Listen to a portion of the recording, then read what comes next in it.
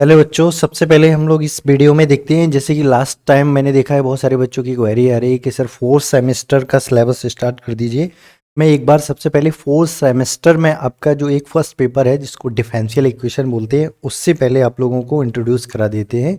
उससे आपका इंट्रोडक्शन, फिर उसके बाद जो भी हमारा सिलेबस होगा ओडी का वो आगे हम बाद में देखते हैं। सबसे पहले देखो, समझ लीजिए कि डिफरेंशियल इक्वेशन करके जो हमारी बीएससी, जो भी ग्रेजुएशन में आप लोग बीएससी जिस भी यूनिवर्सिटी में पढ़ रहे हो, जहाँ भी डिफरेंशियल इक्वेशन होगा, उस डिफरेंशियल इक्वेशन का मैंने मोस्टली जितना एनालिसिस किया है उसके अकॉर्डिंग मैंने देखा है कि 3 कैटेगरी में डिफरेंशियल इक्वेशन को डिवाइड किया गया है। मतलब डिफरेंशियल इक्वेशन के 3 पार्ट्स होते हैं।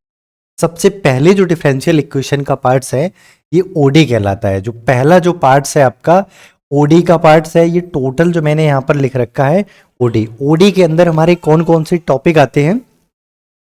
देखो, ये फॉर्मेशन ऑफ इंटू मतलब ये शुरुआत जो हमारा डिफरेंशियल इक्वेशन का इंट्रोडक्शन है, या कोई हमें एक फैमिली ऑफ कर्व या कोई कर्व दिया जाए उसको डिफरेंशियल इक्वेशन में कैसे कन्वर्ट करते हैं, वो तो एक इंट्रोडक्शन है जो हम लोग 11th-12th में भी पढ़ के आए हैं। फिर उसके बाद first order and first degree, ये जो हमारा पहला चैप्टर है इसका कुछ पार्ट हम लोग 11th में 12th में भी किया होगा, बट यहाँ पर उसको पूरा डिटेल में पढ़ेंगे अपन। ठीक है। सेकंड जो आपका first order but first not first degree, ये सेकंड आपका चैप्टर है या थर्ड चैप्टर भी कह सकते हो। और फिर orthogonal trajectory, linear differential equation with constant coefficient. फिर आपका जो होमोजीनियस लीनियर डिफरेंशियल, मतलब इसका ही एक स्पेशल केस है ये। और फिर system of ordinary differential equation, जो डिफरेंशियल या दो से अधिक डिफरेंशियल ऑर्डिनरी डिफरेंशियल इक्वेशन को एक साथ सॉल्व करते हैं तो उसको system of ordinary differential equation बोलते हैं हम लोग यहाँ पर। तो इस तरह से हमारा, और फिर ये आपका लीनियर डिफरेंशियल इक्वेशन ऑफ, यहाँ पर भी लीनियर डिफरेंशियल इक्वेशन होगा लेकिन सेकंड ऑर्डर का होगा और जिसका कोफिशिएंट होगा वो वेरिएबल होगा। इतना इसमें लीनियर में और इस टॉपिक में डिफरेंट होता है। और ये सीरीज, ये जो टोटल यहाँ से सीरीज तक मैं यहाँ को इसका वेरिएशन कर रहा हूँ, सीरीज यानी 9 चैप्टर तक, ये आपका ऑर्डिनरी डिफरेंशियल इक्वेशन कहलाता है। तो यहाँ से हमने जो फर्स्ट आपका जो चैप्टर है फॉर्मेशन से स्टार्ट करके और फिर जो सीरीज तक, इसको ऑर्डिनरी डिफरेंशियल इक्वेशन बोलते हैं। फिर इसमें बीच में ही मैंने देखा है कि बहुत सारी यूनिवर्सिटीज़ में, जैसे सीएसएम यूनिवर्सिटी है या और भी आप देखते हो सीसीएस यूनिवर्सिटी है, गोरखपुर यूनिवर्सिटी है, लखनऊ यूनिवर्सिटी है, इनमें देखा मैंने एक special differential equation and special function. ये तो डिफरेंशियल इक्वेशन के साथ में ही होता है। कुछ यूनिवर्सिटीज़ में क्या होता है कि यहाँ पर हमने देखा है कि इसका स्पेशल फंक्शन को अलग से एक बुक उसका चलता है उन लोगों के सेमेस्टर में। लेकिन सीएसएम यूनिवर्सिटी में ये जो लीजेंडर, बेसल और ये हाइपर ज्योमेट्रिक फंक्शन है, ये स्पेशल फंक्शन में डिफरेंशियल इक्वेशन के अंदर ही सिलेबस में इंक्लूड। सॉरी। और फिर आगे जो आपका डिफरेंशियल इक्वेशन का ये जो यहाँ पर 3 चैप्टर्स को मैंने इंक्लूड किया है, इन 3 चैप्टर्स को अगर केयरफुली देखो, इन 3 चैप्टर्स को या 3-4 जो भी हमारे चैप्टर्स, इसके अकॉर्डिंग ये जो हमारा सिलेबस है ये पार्शियल डिफरेंशियल इक्वेशन का है। यानी मोस्टली इस यूनिवर्सिटीज़ में ordinary differential equation, partial differential equations, ये दोनों आपके जो पोर्शन मिलके डिफरेंशियल इक्वेशन बुक को कंप्लीट करते हैं। और साथ में कहीं कहीं मैंने देखा है कि स्पेशल फंक्शंस के भी 3 चैप्टर या 2 चैप्टर, कुछ यूनिवर्सिटी में लेजेंडर बेसल्स मिलते हैं, कहीं हाइपरज्योमेट्रिक फंक्शन भी आता है। तो ये जो टोटल आपके 3 पार्ट्स में है, सबसे पहले ओडी, पीडी और स्पेशल फंक्शन, ये तीनों पार्ट्स मिलके डिफरेंशियल इक्वेशन जो एक हमारी बुक्स बोली जाती है उस बुक को कंप्लीट करते हैं, पूरा करते हैं। यानी डिफरेंशियल बुक के अंदर हमें डिफरेंशियल इक्वेशन के अंदर ये कंप्लीट इतना हमें पोर्शन पढ़ना होगा। तो उसमें क्या होता है कि कभी कुछ यूनिवर्सिटी में ये जो आपका ऑर्डिनरी डिफरेंशियल इक्वेशन का है कि सीरीज तक, या फिर यहाँ पर आपका जो चैप्टर नंबर 6 तक, ये आपका सेकंड सेमेस्टर में है। फिर उसके बाद ये जो शेष है यहाँ पर जो रिमाइनिंग चैप्टर्स हैं ये जाके 4th सेमेस्टर में पढ़ाए जाते हैं। तो मैंने अभी जो स्टार्ट किया है डिफरेंशियल इक्वेशन, वो आपका फॉर्मेशन ऑफ डिफरेंशियल, मतलब बेसिक से यहाँ पर मैंने पढ़ाना स्टार्ट किया है। ठीक है। तो बेसिक ये आपका जो सिलेबस है वो पूरा आपका 4th सेमेस्टर का ही हम यहाँ पर पढ़ा रहे हैं, बट उसको शुरू से पढ़ा रहे हैं। और इसके साथ साथ मैं आपको नेक्स्ट अभी जस्ट एप्स में आप प्रयास करते हैं, या जो ये जो मैं ऑर्डिनरी डिफरेंशियल इक्वेशन पढ़ा रहा हूँ, इसके साथ साथ पार्शियल डिफरेंशियल इक्वेशन भी स्टार्ट कर देते हैं। ठीक है। तो जो भी या जिस यूनिवर्सिटी में जो भी स्टूडेंट ने अभी शुरू से डिफरेंशियल इक्वेशन को नहीं पढ़ रखा है, तो उनके लिए यहाँ पर एक प्लस पॉइंट क्या है, बेनिफिट क्या है उनके लिए, कि हम शुरू से बेसिक से स्टार्ट किया डिफरेंशियल इक्वेशन, तो आपको प्रॉपर वे में पूरा डिफरेंशियल इक्वेशन पढ़ने को मिलेगा। सबसे पहले पूरा ओडी यानी ऑर्डिनरी डिफरेंशियल इक्वेशन, फिर पार्शियल डिफरेंशियल इक्वेशन पढ़ाएंगे, उसके बाद जो हमारे पास ये जो लेजेंडर बेसल या हाइपरज्योमेट्रिक फंक्शन है इनको डिस्कस करेंगे। तो ठीक है। तो अभी आपकी जो क्वेरी है कि सर 4 सेमेस्टर का स्टार्ट कर दीजिए, वो आई होप इस वीडियो के इसके बाद आपकी वो क्वेरी अब नहीं आनी चाहिए कि सर 4 सेमेस्टर का स्टार्ट कर दीजिए, बिकॉज मैं यहाँ पर जो पढ़ा रहा हूँ ये सेकंड और 4th सेमेस्टर का कंबाइंड समझ लीजिए, या फिर 4 सेमेस्टर को समझ लीजिए कि हम बेस से स्टार्ट कर रहे हैं। लेकिन इसके साथ साथ आपको नेक्स्ट डे से या नेक्स्ट 2 या 3 डे से ये हम ऑर्डिनरी डिफरेंशियल इक्वेशन भी स्टार्ट कर देंगे। जिस यूनिवर्सिटी में या जिन स्टूडेंट का ये जो पार्ट है आपका ओडी का वो 4th सेमेस्टर में नहीं है, तो वो आप अपना यहाँ से कवर करना स्टार्ट कर दीजिए। जिस यूनिवर्सिटी में या जिस स्टूडेंट के सिलेबस में ऑर्डिनरी डिफरेंशियल इक्वेशन शुरुआत से है, बिगनिंग से है, यानी ओडी भी है, पीडी भी है, स्पेशल फंक्शन है, तो वो यहाँ पर कंटिन्यू वॉच कर सकती है। ठीक है। वैसे जो भी पढ़ाएंगे, अगर आपने अभी तक डिफरेंशियल इक्वेशन पढ़ा है तो बहुत अच्छी बात, नहीं पढ़ा है तो आप एक बार शुरू से पढ़ लो, कोई ज़्यादा बड़ी बात नहीं है। इसको आई होप मुझे लगता है कि मैक्सिमम ये जो हमारा ऑर्डिनरी डिफरेंशियल इक्वेशन है ये 15 या फिर 20 डेज में इसको हम फिनिश कर देंगे। लगभग 15 या 20 दिन में इसको हम ऑर्डिनरी डिफरेंशियल इक्वेशन को फिनिश कर देंगे, बिकॉज यहाँ पर पूरा जो कॉन्सेप्ट के साथ एग्जाम्पल को लेके हम यहाँ पर डिफाइन कर रहे हैं। उसके जस्ट बाद फिर इसके ऑब्जेक्टिव टाइप के क्वेश्चन, जैसे एक चैप्टर हमारा फिनिश होता है तो उसके रिस्पेक्ट में जितने भी ऑब्जेक्टिव, लगभग आपको कम से कम 50 या 40 से 50 क्वेश्चन, यानी 40-50 क्वेश्चन हम प्रत्येक चैप्टर के ऑब्जेक्टिव क्वेश्चन को यहाँ पर कराने वाले हैं। जो भी चैप्टर हमारा फिनिश होगा उसके रिस्पेक्ट में लगभग 40-50 क्वेश्चंस यहाँ ऑब्जेक्टिव टाइप के कराएंगे। तो जहाँ भी जिसका एग्जाम ऑब्जेक्टिव होने वाला है तो उसके लिए बहुत ही प्लस पॉइंट होने वाला है, जो हम ऑब्जेक्टिव क्वेश्चन को यहाँ पे इसके साथ में सॉल्व कराएंगे। तो चलिए अब अपने टॉपिक पे चलते हैं, क्योंकि अभी हम जो पढ़ा रहे हैं सिर्फ हमने बेसिक मतलब डिफरेंशियल इक्वेशन क्या होता है, फिर ऑर्डिनरी डिफरेंशियल इक्वेशन क्या है, पार्शियली डिफरेंशियल इक्वेशन क्या है, किसी डिफरेंशियल इक्वेशन का ऑर्डर क्या होता है, उसकी डिग्री क्या है। अब इसके बाद हम ऑर्डर, डिग्री, फिर या कोई डिफरेंशियल इक्वेशन लीनियर है या फिर नहीं है, इतना हम लोग ऑलरेडी पढ़ चुके हैं इस फर्स्ट चैप्टर के अंतर्गत। अब हम आगे जो यहाँ पर पढ़ने वाले हैं, अब सॉल्यूशन के बारे में देखते हैं, जो लगभग फर्स्ट चैप्टर में ही शामिल होता है, फॉर्मेशन या इंट्रोडक्शन ऑफ ओडी में, कि हमारा कोई भी डिफरेंशियल इक्वेशन या कोई जर्नल इक्वेशन, किसी डिफरेंशियल इक्वेशन का सॉल्यूशन कब होगा, फिर वो सॉल्यूशन अगर होगा तो हम उसको कैसे सेटिस्फाई करेंगे, और इसके बाद देखेंगे कि आगे चल के हम जब इस तरह से, जैसे कि ये फर्स्ट सेकंड चैप्टर पढ़ेंगे, थर्ड जहाँ पर कोई डिफरेंशियल इक्वेशन को सॉल्व करेंगे तो कितने प्रकार के सॉल्यूशन आते हैं। यहाँ पर एक जर्नल सॉल्यूशन, फिर उसके बाद एक पर्टिकुलर सॉल्यूशन, फिर उसके बाद आपका singular solution, other solution, total 4 types के हैं। बट हमारे यहाँ सिलेबस में हम लोग जर्नल पढ़ेंगे, पर्टिकुलर पढ़ेंगे और सिंगुलर पढ़ेंगे। 3 टाइप के सॉल्यूशन यहाँ पर देखने को मिलते हैं। अदर सॉल्यूशन के बारे में भी बताएंगे, बट यहाँ सिलेबस में ऐसा क्वेश्चन मुझे अभी देखने को नहीं मिला है कि जो अदर टाइप के सॉल्यूशन के बारे में एक्सप्लेन करता हो। तो चलिए अब स्टार्ट करते हैं ना, जो अभी हम डिफरेंशियल इक्वेशन को पढ़ रहे हैं उसी को यहाँ पर आगे फर्दर हम लोग कैरी ऑन करते हैं, आगे बढ़ाते हैं उसको। ओके। तो सॉल्यूशन ऑफ डिफरेंशियल इक्वेशन, क्या सॉल्यूशन ऑफ डिफरेंशियल इक्वेशन, यानी कोई डिफरेंशियल इक्वेशन है उसका सॉल्यूशन क्या होता है। जैसे सबसे पहले एक आपके पास एक फंक्शन आपको दे रहे हैं, क्या चल रहा है, एक जर्नल अपन आपको दे रहे हैं क्या, y इज इक्वल टू, जैसे कि लिखा है आपका sine x, y is equal to sine x है, और एक डिफरेंशियल इक्वेशन दिया है d2y over dx square minus का y इज इक्वल टू, ये आपके पास डिफरेंशियल इक्वेशन।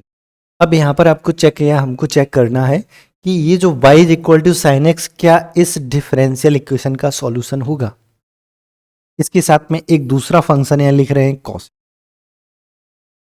और तीसरा फंक्शन यहाँ पर लिख रहे हैं हम क्या, tan x, फिर y is equal to x, y is equal to e की पावर x। ये मैंने यहाँ पर डिफरेंट टोटल 5 फंक्शन को यहाँ पर मेंशन कर रखा है। अब इसमें से और डिफरेंशियल इक्वेशन भी हमें गिवन है, और 1 बाई 1 अपन को चेक करना है कि कौन सा डिफरेंशियल इक्वेशन या कौन सा जो हमारा फंक्शन इस डिफरेंशियल इक्वेशन का सॉल्यूशन बनेगा। कौन सा फंक्शन इस डिफरेंशियल इक्वेशन का, पहले इसको मूड में,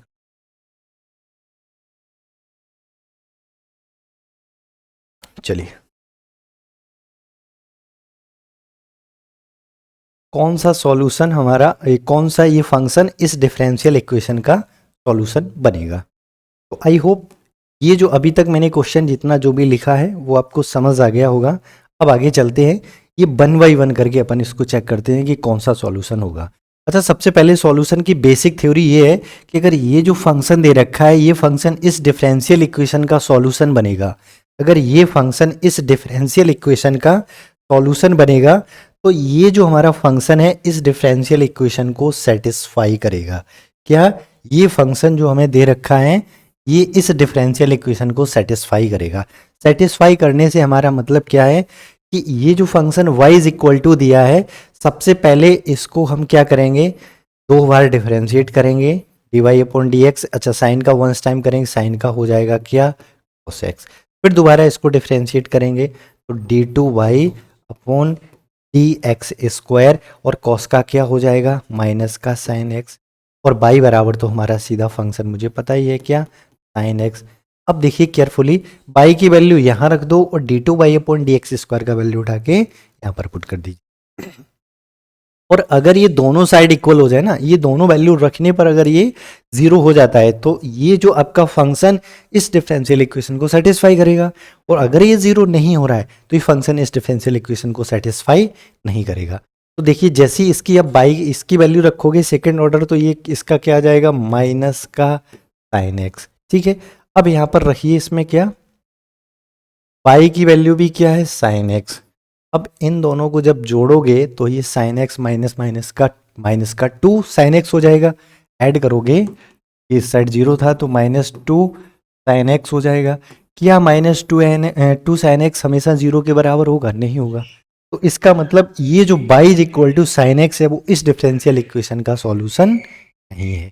सिमिलरली हम इसको भी चेक कर सकते हैं, y इज इक्वल टू यहाँ cos x रखेंगे, फिर एक बार उसको डिफरेंशिएट कर देंगे 2 बार, और फिर वहां से चेक करेंगे क्या इसका सॉल्यूशन बन रहा है। अगर ये इस इक्वेशन को सेटिस्फाई कर रहा है तो ये सॉल्यूशन बन जाएगा, अगर ये इस डिफरेंशियल इक्वेशन को सेटिस्फाई नहीं कर रहा है तो फिर वो इसका सॉल्यूशन नहीं बनेगा। तो इस तरह से हम 1 बाई 1 करके चेक कर सकते हैं। ठीक है, अब दूसरा एक बार कॉस को, ये जितने फंक्शन है इन सबको एक बार देख लेते हैं। दूसरा फंक्शन है y is equal to cos x, y is equal to क्या है, कॉस एक्स। अगर इसको 2 बार डिफरेंशिएट करेंगे अपन, या 2 टाइम्स डिफरेंशिएट करेंगे, तो एक बार करेंगे कॉस का माइनस साइन, दोबारा करेंगे साइन का कॉस, यानी माइनस का क्या आ जाएगा, कॉस एक्स। इन दोनों की वैल्यू रखोगे, अगेन ये माइनस का 2 times cos x is equal to 0 हो जाएगा, माइनस कॉस एक्स। ये भी कभी 0 नहीं होगा तो ये भी सेटिस्फाई नहीं कर रहा है इसको, तो ये भी इस डिफरेंशियल इक्वेशन का सॉल्यूशन नहीं होगा। ऐसे ही हमें जितने भी ऑप्शन दिए जाए ना, इसको 1 बाई 1 करके चेक कर सकते हैं हम कि ये डिफरेंशियल इक्वेशन इसका सॉल्यूशन बनेगा या फिर। अच्छा, अब इसमें थोड़ा सा चेंजमेंट करते हैं इस डिफरेंशियल इक्वेशन में, तो अब आपको समझ में आएगा कि कौन इसको सेटिस्फाई करेगा। हमने इस डिफरेंशियल इक्वेशन में यहाँ प्लस लगा दिया। अब इसको देखते हैं, अभी जैसे कि y इज इक्वल टू क्या है, sine x, y is equal to sine x. अगर इसको 2 बार डिफरेंशिएट करेंगे, 2 बार अगर डिफरेंशिएट करेंगे तो माइनस का साइन एक्स आएगा। एक बार करोगे कॉस एक्स, फिर कॉस का माइनस साइन। अब इन दोनों की वैल्यू रखिए, इसकी वैल्यू क्या है, माइनस का साइन एक्स, और इसकी वैल्यू y की प्लस का साइन एक्स, और ये बराबर 0। तो ये दोनों कैंसिल आउट हो जाएंगे, तो 0 बराबर 0 आ गया। इसका मतलब क्या है कि y is equal to sine x इस डिफरेंशियल इक्वेशन को सेटिस्फाई कर रहा है, और अगर ये सेटिस्फाई कर रहा है तो ये इस डिफरेंशियल इक्वेशन का हो जाएगा सॉल्यूशन। तो किसी भी, जब हमें कोई फंक्शन दिया जाए, डिफरेंशियल इक्वेशन दिया जाए, तो उसमें अगर वो फंक्शन उसका सॉल्यूशन होगा कि नहीं, तो उसके लिए ये हमारा चेक करने का प्रोसीजर है। सिंपल सा मेथड है। जितनी बार अगर इसमें और कोई टर्म्स हो तो और भी आप इसी तरह से चेक कर सकते। तो आई होप ये आपको समझ आया होगा। और एक और एग्जाम्पल लेते हैं इसको एक्सप्लेन करने के लिए। एक नेक्स्ट एग्जाम्पल लेते हैं, फिर इसको और समझते हैं। नेक्स्ट एग्जाम्पल, एक दूसरा डिफरेंशियल इक्वेशन लेते हैं, जैसे y इज इक्वल टू, सबसे पहले डिफरेंशियल इक्वेशन लेते हैं, d2y dx स्क्वायर माइनस का 2 टाइम्स dy ओवर dx। और प्लस का y is equal to 0, plus का y इज इक्वल टू 0। अब यहाँ पर हम आपको चार ऑप्शन दे रहे हैं। नंबर पहला कि y is equal to e की पावर x, दूसरा y is equal to sine x, तीसरा आपके पास है y is equal to e की पावर माइनस x, और जो फोर्थ ऑप्शन है आपका y is equal to x। इन चार में से कौन सा इस डिफरेंशियल इक्वेशन का सॉल्यूशन होगा? इन चार ऑप्शन में से कौन सा इस डिफरेंशियल इक्वेशन का सॉल्यूशन होगा? तो सबसे पहले इसके लिए आपका बेस्ट मेथड, ये तो अब आगे चल के जब हम इसको पढ़ेंगे तो वो दूसरी एक अलग बात है, लेकिन अभी आपके पास हमने कोई भी मेथड नहीं पढ़ा है इस डिफरेंशियल इक्वेशन को सॉल्व करने के लिए। तो आपको क्या करना होगा, एक एक ऑप्शन चेक कीजिए। जैसे इसको 2 बार डिफरेंशिएट करोगे यही रहेगा, तो इसकी वैल्यू यहाँ पर जैसे ही पुट करोगे आप क्या, y की जगह e की पावर x, और एक बार डिफरेंशिएट करोगे तब भी e की पावर x रहेगा, 2 बार करोगे तो यानी e की power x minus 2 times e की पावर x और प्लस e की power x is equal to 0। ये प्लस का e की पावर, ये भी प्लस का 2 टाइम्स हो जाएगा, कैंसिल आउट हो जाएगा, तो 0 बराबर 0 आ गया है। इसका मतलब ये डिफरेंशियल इक्वेशन का सॉल्यूशन। ऐसे ही हम इसको देखेंगे तो ये इसका सॉल्यूशन नहीं बनेगा, तो इसके अकॉर्डिंग इसका ऑप्शन हो जाएगा 1 2। तो जब भी आपका ऑब्जेक्टिव टाइप का क्वेश्चन है, ऑप्शनल एग्जाम है, अगर ऑप्शनल क्वेश्चन आ रहे हैं आपके एग्जाम में, इस तरह से आप एनालिसिस करके क्वेश्चन को बड़ा इजी वे में सॉल्व करके या फिर इसको सॉल्व कर सकते हैं। अब आगे चलते हैं। अपने डिफरेंशियल इक्वेशन, अगर ये सॉल्यूशन समझ में आ गया, तो अब हमारे पास जो डिफरेंशियल इक्वेशन होता है उस डिफरेंशियल इक्वेशन के कितने सॉल्यूशन बनेंगे। अब थोड़ा सॉल्यूशन के बारे में पढ़ते हैं। क्या? Solution of differential equation, solution of differential equation. Differential equation के कितने सॉल्यूशन होते हैं, जैसे कि मैंने अभी डिस्कस किया था। सबसे पहला हम लोगों को यहाँ पर पढ़ना है जर्नल सॉल्यूशन। सबसे पहला सॉल्यूशन क्या? Journal solution. और नंबर जो दूसरा होगा हमारा, दूसरा क्या होगा? Particular solution, particular solution. और इसके बाद जो तीसरा टाइप होगा हमारा, वो होगा हमारा सिंगुलर सॉल्यूशन, सिंगुलर सॉल्यूशन। और नंबर जो फोर्थ टाइप, जिसको हम अदर कैटेगरी में रख देते हैं, अदर सॉल्यूशन। ठीक है, तो ये 4 टाइप्स के सॉल्यूशन यहाँ पर हम लोग पढ़ने वाले हैं, या डिफरेंशियल इक्वेशन के अंडर में यही 4 टाइप्स के सॉल्यूशन आपको देखने को मिलेंगे। अब सबसे पहले जर्नल सॉल्यूशन क्या है, एक बार इसको मैंने स्लाइड में मेंशन कर रखा है, इसको देख लेते हैं। ठीक है, अब बड़ा कर लेते हैं।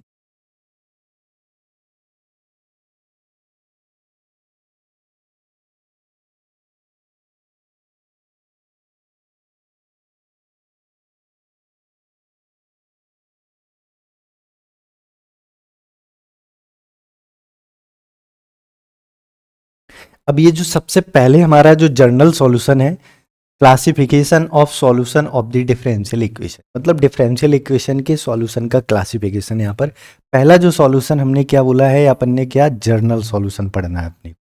पहला सॉल्यूशन जर्नल सॉल्यूशन। और जर्नल सॉल्यूशन क्या होता है कि कोई भी any solution of differential equation which contain an independent arbitrary constant is called journal solution. अब इसको अपनी लैंग्वेज में एक्सप्लेन करें। जैसे आपके पास कोई डिफरेंशियल इक्वेशन दिया है, कोई भी इस तरह से डिफरेंशियल इक्वेशन लिखा है, y डबल डैश प्लस का y डैश माइनस का y is equal to 0, something इस तरह से कोई भी डिफरेंशियल इक्वेशन लिखा है। अगर ये डिफरेंशियल इक्वेशन, इसका ऑर्डर कितना है 2, और इसको जब हम सॉल्व करेंगे तो इसके अंदर कितने, 2 आर्बिट्रेरी, यानी 2, आपका इसका ऑर्डर 2 है, तो इसमें arbitrary number of arbitrary constant भी जर्नल सॉल्यूशन या सॉल्यूशन के अंदर अगर नंबर ऑफ आर्बिट्रेरी कांस्टेंट कितने आ रहे हैं, ये n अगर ऑर्डर है तो n, 2 ऑर्डर है 2, 3 है 3। तो अगर किसी डिफरेंशियल इक्वेशन का ऑर्डर 3 है तो उसमें नंबर ऑफ आर्बिट्रेरी कांस्टेंट 3 होंगे, तो फिर वो सॉल्यूशन हमारा क्या कहलाएगा, जर्नल सॉल्यूशन। अगर किसी डिफरेंशियल इक्वेशन का ऑर्डर 2 है और उसको जब सिंपली सॉल्व करेंगे तो उसके सॉल्यूशन में अगर 2 आर्बिट्रेरी कांस्टेंट आ रहे हैं तो फिर वो उसका जर्नल सॉल्यूशन हो जाएगा। तो इस तरह से जर्नल सॉल्यूशन डिपेंड करता है नंबर ऑफ आर्बिट्रेरी कांस्टेंट पे, या कैसे जर्नल ये भी कह सकते हो कि अगर कोई सॉल्यूशन है जिसमें आर्बिट्रेरी कांस्टेंट प्रेजेंट है और वो आर्बिट्रेरी कांस्टेंट उसके ऑर्डर के इक्वल हैं, तो यहाँ से इजी वे में आप कह सकते हो कि वो हमारा सॉल्यूशन होगा, वो solution journal solution. Journal solution के बाद जो हमारा दूसरा टाइप का सॉल्यूशन है, सेकंड आपका क्या है, पर्टिकुलर सॉल्यूशन। पर्टिकुलर सॉल्यूशन या फिर इंटीग्रल कर्व भी बोलते हैं इसको, या पर्टिकुलर सॉल्यूशन भी बोलते हैं, ठीक है, इसको भी याद रखना। पर्टिकुलर सॉल्यूशन या इंटीग्रल कर्व भी बोलते हैं, या इंटीग्रल सॉल्यूशन भी कह सकते हैं इसको। ये क्या है कि जो हमारा जर्नल सॉल्यूशन है, सपोज मानते हैं कि ये जो इस तरह से डिफरेंशियल इक्वेशन है और इसको हमने सिंप्लीफाई किया, तो c1 e की पावर x और c2 e की पावर माइनस का, या जो भी समथिंग कुछ भी आया, मैं सिर्फ यहाँ पर सम एक्सप्लेन करने के लिए, अभी इसको सॉल्व करके नहीं निकाल रहा हूँ, केवल एक्सप्लेन समझाने के लिए यहाँ पर मान के चल रहा हूँ कि ये इसका जर्नल इस तरह से हमने सॉल्व किया और ये सॉल्यूशन आया। अब इसमें c1 c2 क्या है, दो आर्बिट्रेरी कांस्टेंट है। आर्बिट्रेरी का मतलब अपनी हमने स्वेच्छा से अपनी तरफ से ही कांस्टेंट रखे हैं, तो इनकी वैल्यू कोई भी रियल नंबर हो। तो इस तरह से c1 c2 हमारे पास दो आर्बिट्रेरी कांस्टेंट है। तो ये जो सॉल्यूशन है इस डिफरेंशियल इक्वेशन का जर्नल सॉल्यूशन हो गया है।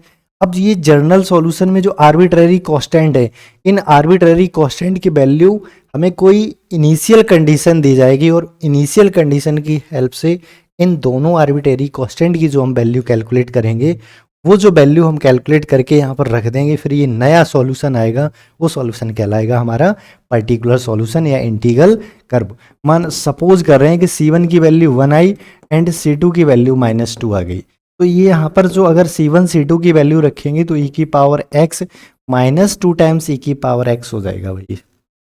ये वाला जो सॉल्यूशन था जर्नल हमारा सॉल्यूशन, उसमें आर्बिट्रेरी कांस्टेंट की पर्टिकुलर वैल्यू निकाल के हमने सॉल्यूशन में रख दी है। तो अब जो इन आर्बिट्रेरी कांस्टेंट की पर्टिकुलर वैल्यू के लिए ये जो सॉल्यूशन है वो पर्टिकुलर सॉल्यूशन कहलाता है, या इंटीग्रल कर्व कहलाता है। तो आई होप ये आपको जर्नल सॉल्यूशन और पर्टिकुलर सॉल्यूशन समझ आया हो। अब चलते हैं किस पे, सिंगुलर सॉल्यूशन पे। अच्छा, ये जब हम क्वेश्चन करेंगे आगे, अभी चैप्टर्स पढ़ेंगे, उन चैप्टर्स में जहाँ भी जिस टाइप का सॉल्यूशन होगा तो हम री एक्सप्लेन करेंगे वहाँ पर कि जर्नल सॉल्यूशन है और ये पर्टिकुलर सॉल्यूशन।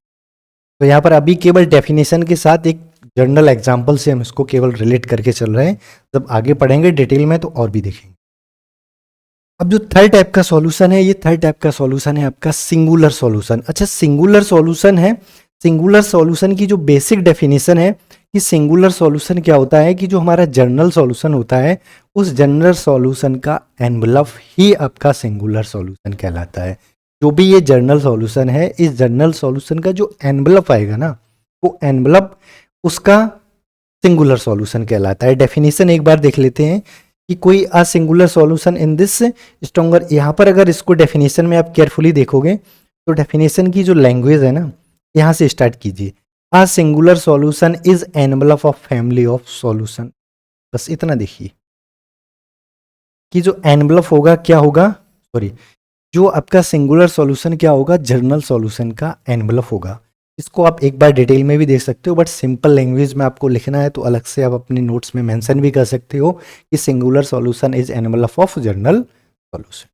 ठीक है, अब इसके बाद एक जर्नल सॉल्यूशन, सिंगुलर सॉल्यूशन के बाद एक सॉल्यूशन का कैटेगरी और आता है जिसको मैंने अदर सॉल्यूशन बोला है। अगर उसको आप केयरफुली देखोगे, जो अभी मैंने टोटल यहाँ पर आपको नंबर ऑफ सॉल्यूशंस जो पढ़ाए हैं, अगर इस सॉल्यूशन को फोकस करोगे तो इसमें मैंने 4 टाइप्स के सॉल्यूशंस बताए थे। यहाँ पर हमने 4 टाइप्स के सॉल्यूशन का जिक्र किया है। पहला सॉल्यूशन कौन सा, पहला जो सॉल्यूशन है वो आपका जनरल सॉल्यूशन, जो हम लोग यहाँ पर समझ चुके हैं। पर्टिकुलर सॉल्यूशन भी मुझे समझ में आ गया, हम लोग पढ़ लिया अपन ने। सिंगुलर सॉल्यूशन एनवलप है किसका, जनरल सॉल्यूशन का। अच्छा, अभी जो डेफिनेशन देखा है उस डेफिनेशन को केयरफुली देखो, तो ये दोनों जो आपके पर्टिकुलर और सिंगुलर सॉल्यूशन है, ये बोथ सॉल्यूशन हमारे सिंगुलर सॉल्यूशन से, सॉरी, जनरल सॉल्यूशन से ही निकल के आए हैं। जनरल सॉल्यूशन का एनवलप क्या होता है, सिंगुलर सॉल्यूशन। जनरल सॉल्यूशन में जो आर्बिट्रेरी कांस्टेंट है उनकी वैल्यू कुछ पर्टिकुलर मतलब कुछ विशेष वैल्यू उनके कांस्टेंट की रख दीजिए, तो वहां से फिर जो सॉल्यूशन निकल के आएगा वो एक पर्टिकुलर मतलब एक विशेष सॉल्यूशन हो जाएगा। जनरल का मतलब उसमें C1 C2 की वैल्यू आप चेंज करते जाओगे तो बहुत सारे सॉल्यूशन मिल जाएंगे, लेकिन उन सॉल्यूशंस में से किसी एक सॉल्यूशन को आप देखो, उठा लीजिए, तो वो विशेष या पर्टिकुलर सॉल्यूशन हो गया उन जनरल सॉल्यूशन का। तो ये भी आपका क्या है, एक स्पेशल केस है इसका। अब अदर सॉल्यूशन के बारे में हम यहाँ पर पढ़ते हैं। अदर सॉल्यूशन को एक एग्जाम्पल से हम समझते हैं, क्योंकि एक सॉल्यूशन समझने की अदर सॉल्यूशन के लिए सबसे बेस्ट है एग्जाम्पल समझना। जैसे dy ओवर dx दिया है और माइनस का y इज इक्वल टू 0। मैंने ये एक आपको डिफरेंशियल इक्वेशन दे रखा है। इस डिफरेंशियल इक्वेशन को हम लोग वैसे 11th 12th में भी पढ़ के आए हैं। सिंपल सा डिफरेंशियल इक्वेशन है, इसको अपन डायरेक्ट सॉल्व कर लेंगे। इसको अगर सॉल्व करेंगे तो ये आपका dy upon by is equal to d x हो जाएगा। बाई को उधर ले जाकर डिवाइड कीजिए। अब इसको इंटीग्रेट कीजिए। ऐसे इंटीग्रेट करोगे इधर आपको मिल जाएगा क्या, log बाई और इधर x और प्लस का c। एंटी लॉग टेक करोगे तो y इज इक्वल टू ई की पावर x प्लस का c, या इसको ई की पावर जो c है इसको ऐसे भी लिख सकते हैं, ई की पावर x इंटू ई की पावर c। c भी आर्बिटरी आपका फिक्स रियल नंबर है और c आर्बिटरी कांस्टेंट है, ई फिक्स रियल नंबर है, तो इन दोनों को मिला के हम कह सकते हैं एक नया कांस्टेंट बोल दिया c1 ई की पावर x। तो ये क्या हो गया, ये कांस्टेंट है, इसको छोड़ दीजिए। तो यानी यहाँ से हमारा y इज इक्वल टू ई की पावर x इस डिफरेंशियल इक्वेशन का क्या हो गया, एक सॉल्यूशन हो गया। केयरफुली ये मैंने इसको सॉल्व करके निकाला है, इसके साथ आर्बिट्रेरी कांस्टेंट आ गया है। आर्बिट्रेरी कांस्टेंट है तो ये सॉल्यूशन कैसा हो गया है, इस डिफरेंशियल इक्वेशन का जनरल सॉल्यूशन। अगर यहाँ से C1 की हम कोई पर्टिकुलर C1 कहाँ से आता है, ये जो आर्बिट्रेरी कांस्टेंट होता है वो रियल नंबर से बिलोंग करता है। रियल नंबर का मतलब रेशनल का जितना यूनियन या आपके जो भी 1 2 3 इंटीजर्स होंगे, रेशनल सारे नंबर्स में से कुछ भी हो सकता है। सपोज इसकी वैल्यू मैंने 1 रख दी C1 की, तो यहाँ से जैसे इसकी अगर 1 वैल्यू रखेंगे तो फिर इसका एक जो सॉल्यूशन बन जाएगा y इज इक्वल टू ई की पावर x, तो ये इसका कहलाएगा पर्टिकुलर सॉल्यूशन। और अगर कांस्टेंट है तो ये जनरल सॉल्यूशन। अब लेकिन एक यहाँ से देखो, हम केयरफुली ध्यान से देखें कि ये जो डिफरेंशियल इक्वेशन दे रखा है ना अपन को, इस डिफरेंशियल इक्वेशन का एक सॉल्यूशन है y इज इक्वल टू, मैं कह रहा हूं कि आप y is equal to 0 value रख दीजिए। y इज इक्वल टू 0 है तो एक बार डिफरेंशिएट करोगे ना इसको, dy upon dx is equal to भी 0 आ जाएगा। इन दोनों की y की और dy अपॉन dx की वैल्यू इस डिफरेंशियल इक्वेशन रखोगे, ये भी इसका सॉल्यूशन बन जाएगा। लेकिन ये इस अगर यहाँ से देखो, ये जनरल सॉल्यूशन, अगर कोई पर्टिकुलर कंडीशन दी जाएगी तो पर्टिकुलर सॉल्यूशन ना, ये जनरल, ये जो y इज इक्वल टू 0 है ना वो जनरल सॉल्यूशन है ना पर्टिकुलर सॉल्यूशन है, तो इसलिए ये हमारा अदर टाइप का है। और जो सिंगुलर सॉल्यूशन है उस सिंगुलर सॉल्यूशन को हम आगे पढ़ेंगे तो उसके अकॉर्डिंग देखेंगे y इज इक्वल टू 0 इसका सिंगुलर सॉल्यूशन भी नहीं है। तो इस तरह से हम ये जो फोर्थ मतलब अदर सॉल्यूशन, यानी बहुत सारे ऐसे सॉल्यूशंस मिल सकते हैं जो इसको सेटिस्फाई करेंगे तो वो अदर सॉल्यूशन कहलाती है। तो आई होप ये जो आपको टोटल कहानी है ये समझ में आई होगी। मेन हमें यहाँ पर फोकस करना है जनरल, पर्टिकुलर, सिंगुलर।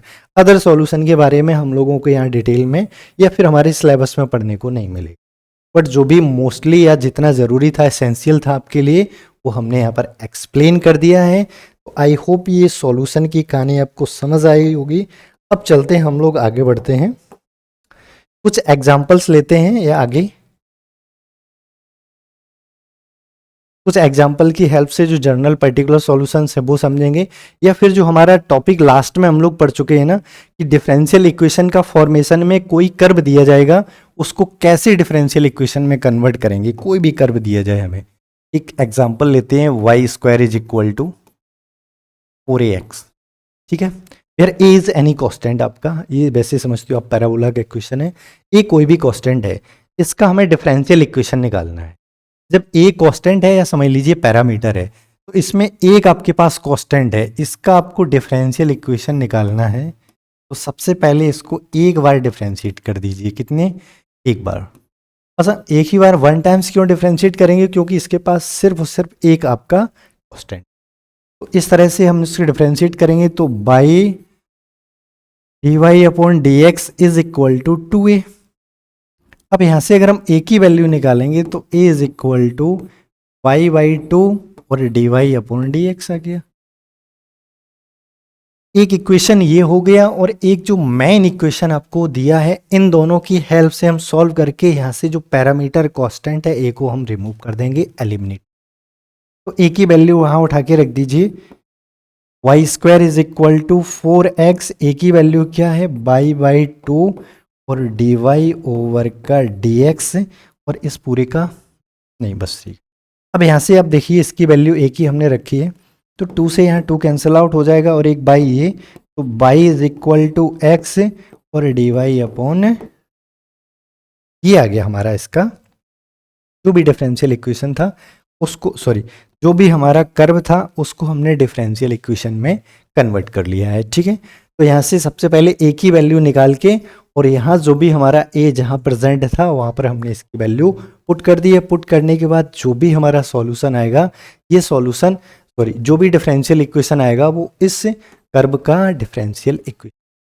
तो इस तरह से हमें कोई भी कर्व दिया जाएगा, उसमें जितने नंबर ऑफ आर्बिट्रेरी कांस्टेंट होंगे हम उतने ही टाइम्स उसको डिफरेंशिएट करके और उसको डिफरेंशियल इक्वेशन में कन्वर्ट कर सकते हैं। जैसे कि दूसरा एग्जांपल लेते हैं, y is equal to A cos N x plus B sine N x.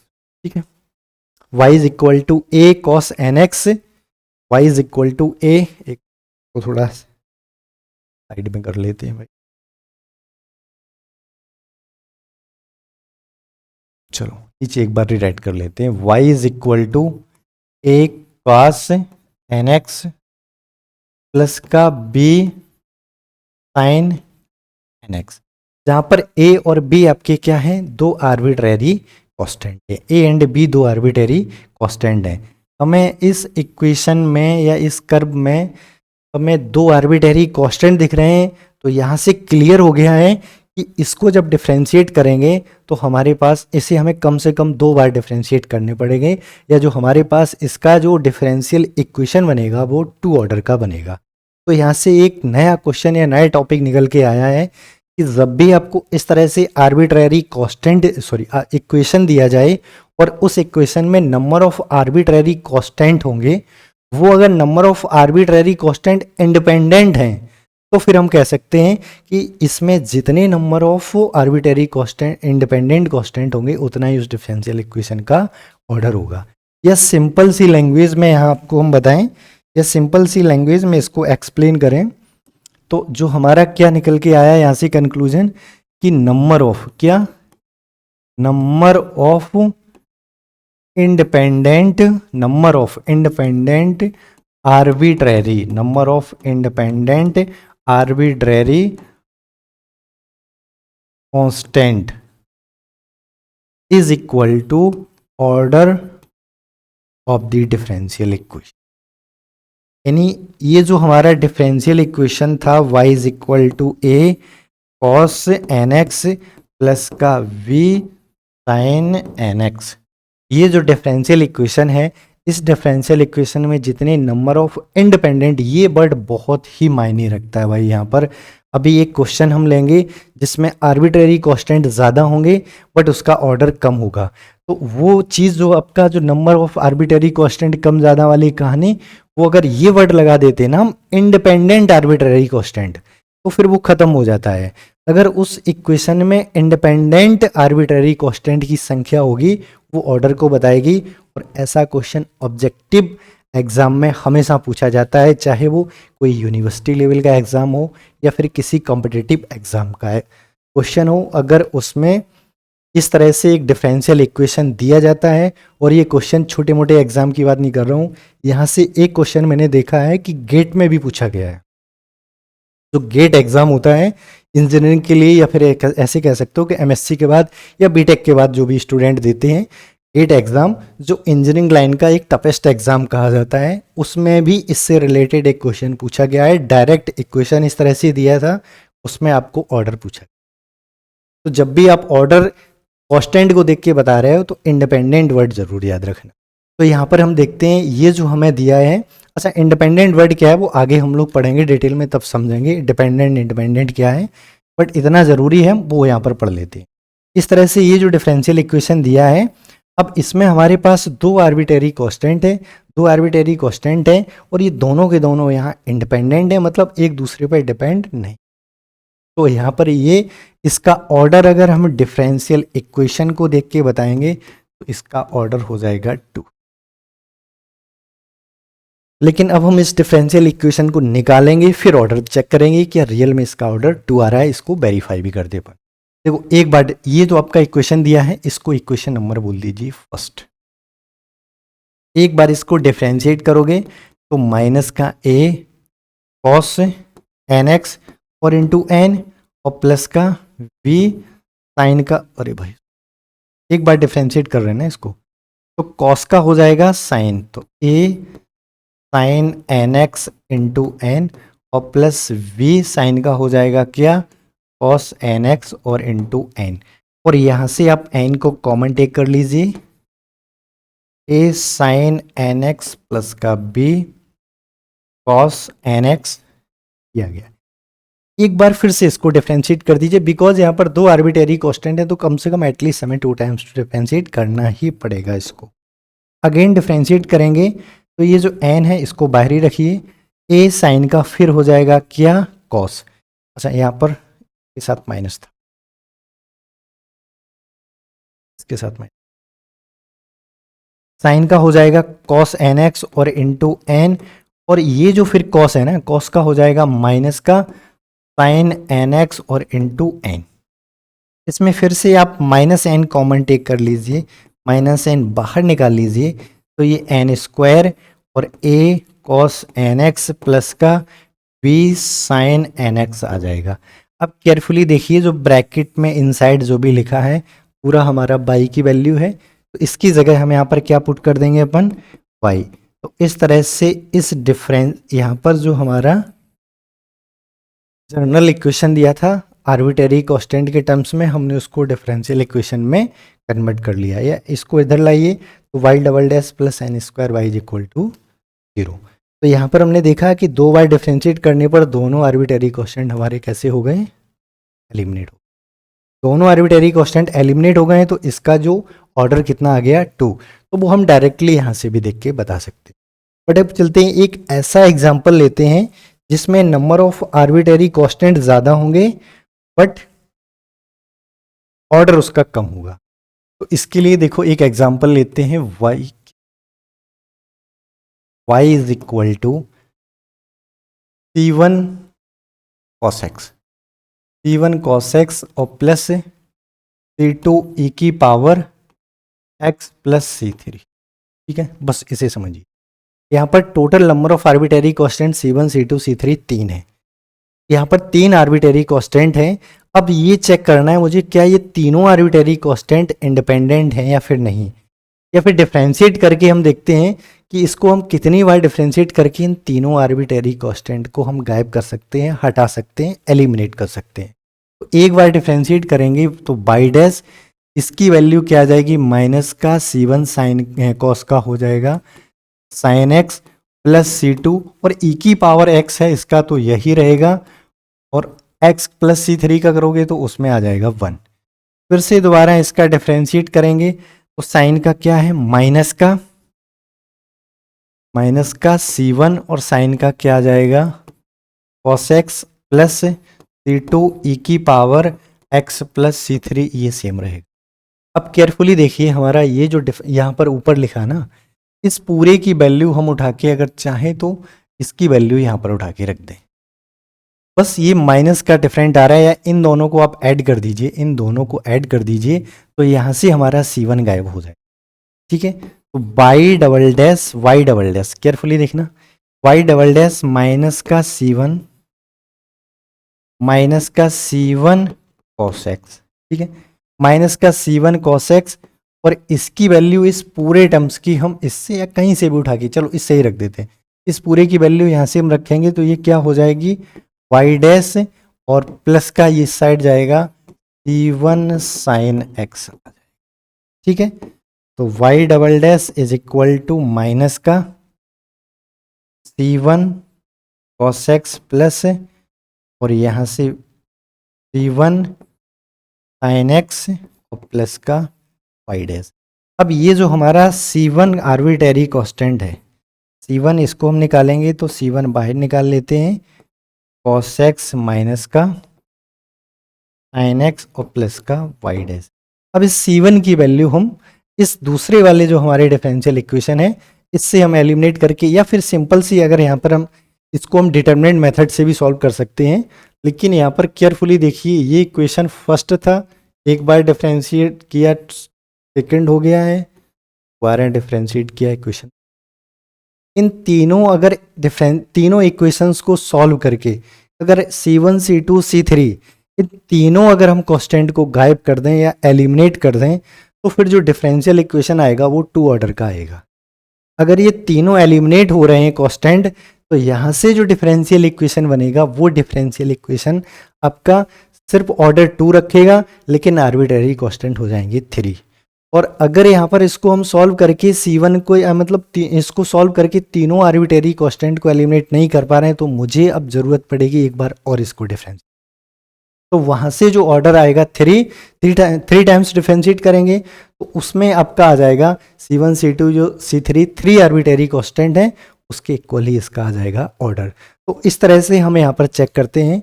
अब जो हमने इंडिपेंडेंट डिपेंडेंट वाली थ्योरी है या जो कोई भी आर्बिट्रेरी कांस्टेंट लीनियरली डिपेंडेंट कब होंगे इंडिपेंडेंट कब होंगे इस चीज़ को हम लोग आगे फर्दर डिस्कस करेंगे।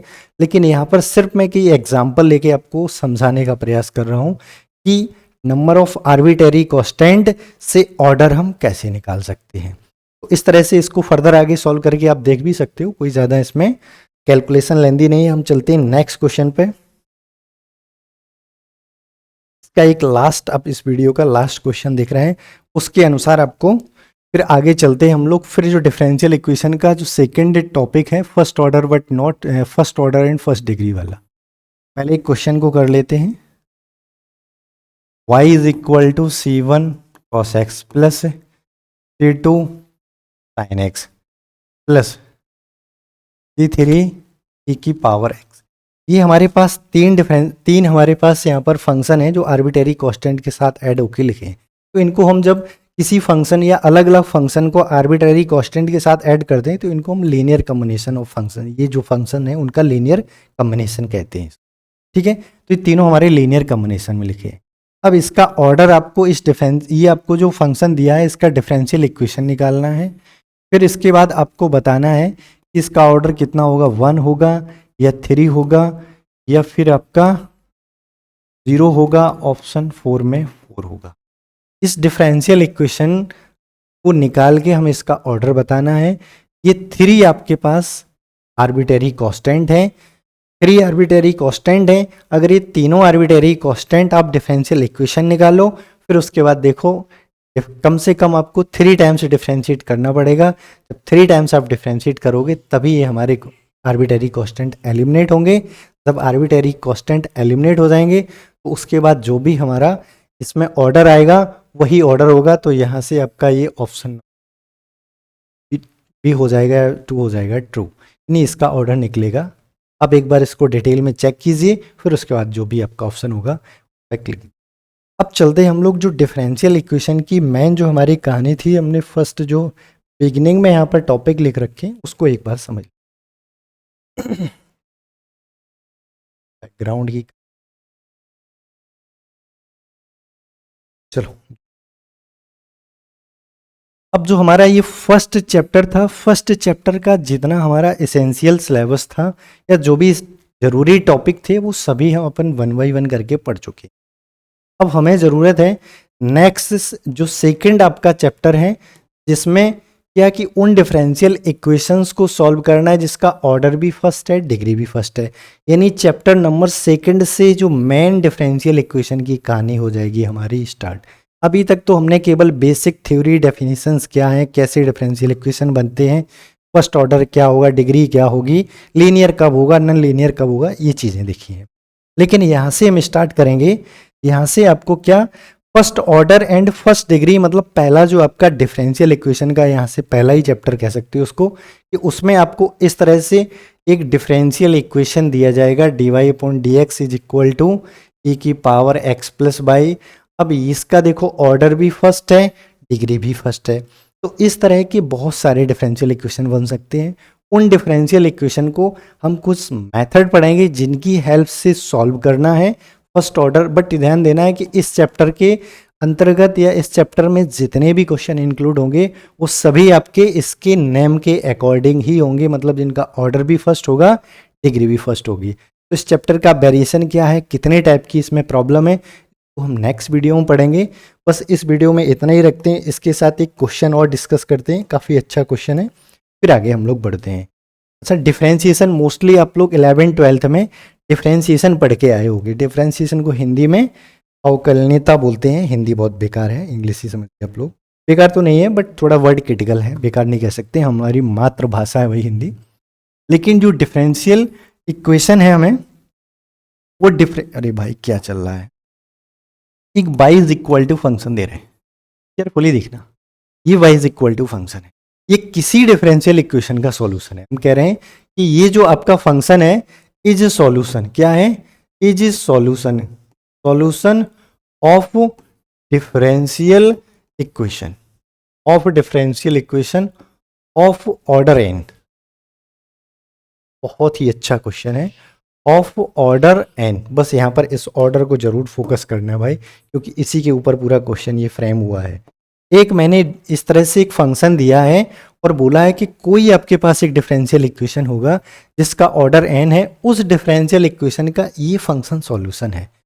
तो then what is the value, क्या, देन द वैल्यू, इसकी वैल्यू क्या होगी, वैल्यू ऑफ n की वैल्यू निकालनी है।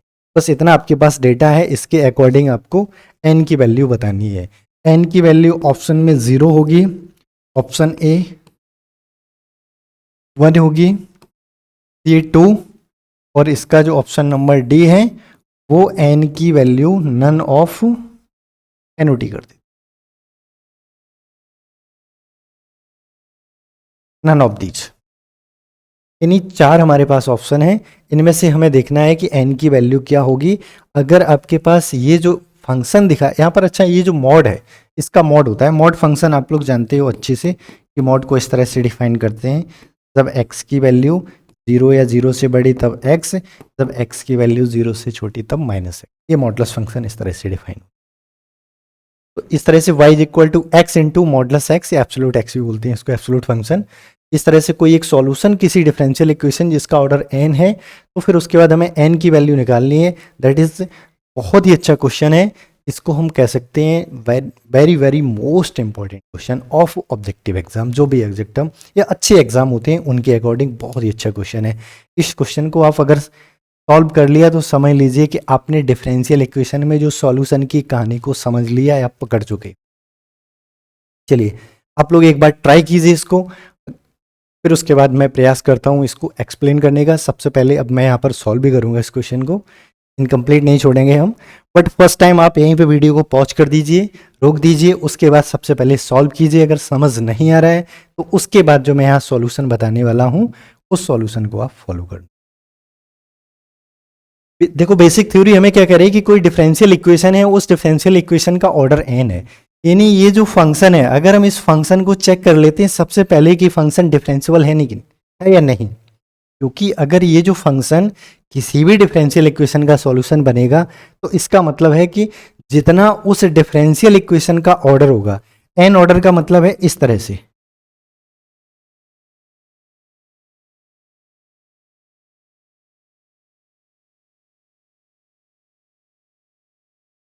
Plus by is equal to 0 या समथिंग मान ले। यहाँ पर सिर्फ हमने आपको समझाने के लिए एक n ऑर्डर का डिफरेंशियल इक्वेशन लिखा है, इसका ऑर्डर कितना है n। अगर बाई इज इक्वल टू कोई भी फंक्शन इस डिफरेंशियल इक्वेशन का सॉल्यूशन बनेगा, अगर by is equal to x f x या sine x cos x e की पावर एक्स, कुछ भी एनीथिंग, कोई भी फंक्शन हो, वो अगर इस डिफरेंशियल इक्वेशन का सॉल्यूशन बनेगा तो यहाँ पर मुझे क्या जरूरत है, उस फंक्शन को n टाइम्स डिफरेंशिएट करने की। मतलब वो फंक्शन को अगर हम n टाइम्स डिफरेंशिएट करेंगे, n बार उसका अवकलन निकालेंगे, तभी उसकी वैल्यूज यहाँ पर रखेंगे। अगर वो सेटिस्फाई करेगी तो फिर वो सॉल्यूशन होगा, अगर सेटिस्फाई नहीं करेगी तो सॉल्यूशन नहीं होगा। तो यहाँ पर हमें कोई भी फंक्शन किसी भी डिफरेंशियल इक्वेशन का अगर सॉल्यूशन बन रहा है तो एक नेसेसरी कंडीशन यहाँ से हमें देखने को क्या मिल रही है कि वो फंक्शन वो डिफरेंशियल होने चाहिए। कितने टाइम्स, जितना उसका ऑर्डर हो, कम से कम वो फंक्शन उस डिफरेंशियल इक्वेशन का जितना ऑर्डर है उतने टाइम्स वो डिफरेंशिएट होना ही चाहिए, तभी वो उस डिफरेंशियल इक्वेशन का सॉल्यूशन बनेगा। तो यहाँ से जो हमारी थ्योरी क्या है, हमें कैसे क्वेश्चन को सॉल्व करना है, वो मैंने यहाँ पर आपको एक्सप्लेन कर दिया है। अब आप क्या कीजिए, बस इस फंक्शन को चेक कीजिए कि फंक्शन कितने टाइम्स, मतलब इसको डिफरेंशिएट कीजिए कितने टाइम्स इसको आप डिफरेंशिएट कर सकते हो। तो अच्छा एक्स, इसको फंक्शन को पहले मॉड वाली कहानी है, इस मॉड वाली कहानी से पहले इसको निजात दिलाते हैं, फिर उसके बाद आगे बढ़ते हैं। जब x की वैल्यू क्या होगी, 0 या 0 से बड़ी, तब यहाँ एक्स स्क्वायर आएगा, और जब x की वैल्यू 0 से छोटी तब यहाँ पर माइनस एक्स स्क्वायर। यानी मॉड x को ओपन कीजिए और x का मल्टीप्लाई कर दीजिए उसमें। अब इसको डिफरेंशिएट करो। देखो एक बार जैसे इसको डिफरेंशिएट करोगे तो यहाँ से मिल जाएगा 2x और यहाँ से मिल जाएगा 2x स्क्वायर।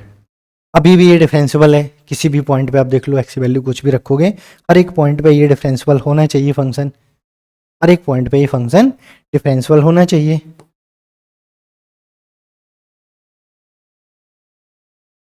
अब जैसे ही हम इसको दोबारा डिफरेंशिएट करते हैं, देखना एक बार मैंने अभी डिफरेंशिएट किया इसको, जैसे ही दोबारा इसको डिफरेंशिएट करेंगे तो दोबारा इसको डिफरेंशिएट करेंगे, यहाँ पर क्या मिल जाएगा 2 और यहाँ पर -2, जब x की वैल्यू 0 और जब x की वैल्यू 0 से छोटी।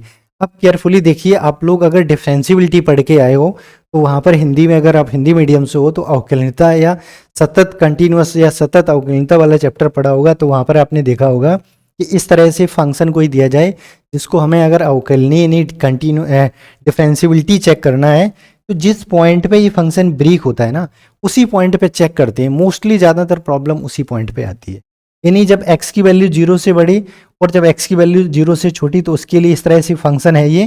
तो हम यहाँ पर एक राइट हैंड लिमिट निकालेंगे, वो इसके सामने जो फंक्शन है वो राइट हैंड डेरिवेट निकालेंगे तो उसकी वैल्यू आएगी 2, लेफ्ट हैंड डेरिवेट निकालेंगे तो -2।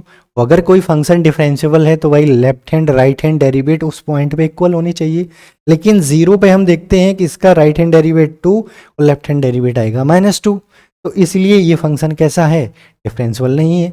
मतलब सेकेंड टाइम्स इसको जब डेरिवेट करोगे तो ये 0 पे डिफरेंशिएबल नहीं होगा, तो इसको हम कहेंगे डिफरेंशिएबल नहीं है अपने डोमेन में। तो एक ही बार ये डिफरेंशिएट कर सकते हैं हम इसको, मतलब केवल एक बार डिफरेंशिएट करने के बाद इसकी कहानी खत्म हो जाती है। तो मैंने कहा था कि अगर ये वाला किसी इस टाइप से डिफरेंशियल इक्वेशन का सॉल्यूशन बनेगा, तो जितना इस डिफरेंशियल इक्वेशन का ऑर्डर होगा उतने ही टाइम से डिफरेंशिएबल होगा। तो ये फंक्शन सिर्फ एक बार डिफरेंशिएबल है। तो इस तरह से उस डिफरेंशियल इक्वेशन का जो ऑर्डर n दिया था, तो n दिया था, तो n की वैल्यू क्या हो जाएगी, इसके अनुसार हो जाएगी 1। केवल हम एक बार उसको डिफरेंशिएट कर पा रहे हैं, इसलिए n की वैल्यू कितनी हो गई, 1। तो ये बहुत ही अच्छा क्वेश्चन था, इसकी तारीफ इस क्वेश्चन की जितनी की जाए वो कम है। अगर ये क्वेश्चन आपको समझ आया तो इस तरह के क्वेश्चन और देखिए अपने करिकुलम सिलेबस में जहाँ भी आपको देखने को मिले, और उसको 1 बाय 1 सॉल्व कीजिए, या फिर इस टाइप से अपने आप यहाँ पर कुछ x की पावर इधर उधर बढ़ा के भी इस क्वेश्चन को आप चेंज कर सकते हो और इस तरह के क्वेश्चन को ट्राई कर सकते हो। तो आई होप ये क्वेश्चन समझ आया। इस वीडियो में इतना ही रखते हैं, फिर नेक्स्ट वीडियो में मिलते हैं नेक्स्ट चैप्टर के साथ, जिसमें फर्स्ट ऑर्डर और फर्स्ट डिग्री के डिफरेंशियल इक्वेशन को हम लोग करेंगे सॉल्व। आई होप समझ आया होगा टॉपिक। इस वीडियो में इतना ही रखते हैं। Thanks for everyone.